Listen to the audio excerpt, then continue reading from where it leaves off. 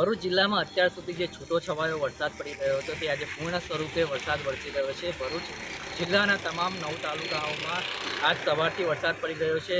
બીજા તાલુકાઓની વાત કરીએ તો ત્યાં ઝરમર વરસાદ પડી રહ્યો છે, પરંતુ નેત્રંગ તાલુકામાં ખૂબ જ ધોધમાર વરસાદ વરસ્યો છે। કહેવાય છે કે 4 કલાકમાં 5.5 ઇંચ જેટલો વરસાદ ખાબક્યો છે અને આ વરસાદના કારણે નદી નાળા ઉભરાયા છે। નેત્રંગ પાસેની જે અમરાવતી ખાડી છે તેનામાં પણ પાણીનો તેજ પ્રવાહ અને ધસમસતો પ્રવાહ જોવા મળ્યો છે। કાવેરી નદી પણ બંને કાંઠે વહેતી થઈ છે।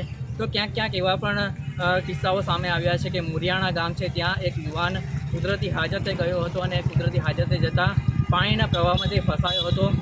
ઘણા કલાકોની મહેનત બાદ તંત્રએ જ્યારે પાણીનો ભરાવ ઓછો થયો ત્યારે એ યુવાનને રેસ્ક્યુ કરીને તેનો જીવ બચાવ્યો હતો।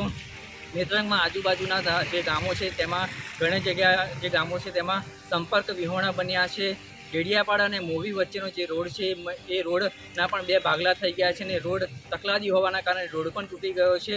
દાણીકૂટ ધોધની વાત કરીએ તો દાણીકૂટ ધોધ એ ત્યાં એક નયનરમ્ય નજારો જોવા મળી રહ્યો છે અને કુલ મિલાવીને આજે ભરૂચ જિલ્લામાં તમામ તાલુકાઓમાં વરસાદ વરસ્યો છે।